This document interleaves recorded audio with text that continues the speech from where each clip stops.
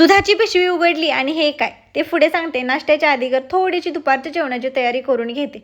नाहीतर नाश्ता करत श्रेयांशला भरवायच्या नादात किती पटकन वेळ जातो ते कळतच नाही. नाश्ता फक्त आम्हा दोघांनाच बनवायचा होता. अगोदर सकाळीच गेले होते. पोहे बनवले होते, पण मला शेंगदाणे नको असतात आणि श्रेयांशला पोहेमध्ये ते शेंगदाणे हवे असतात.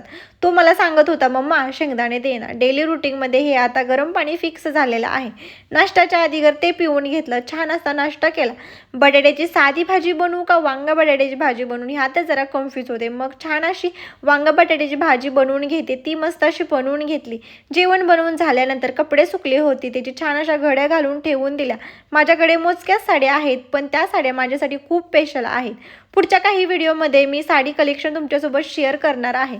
रोजचं जे दूध आणतो तेच आणलं होतं, पण पिशवीमध्ये एका साईडला असं काहीसं होतं दुधामध्ये. शाई तर वाटत नव्हती, वेगळंच काहीसं होतं. तर असा काहीसा माझा आजचा दिवस होता.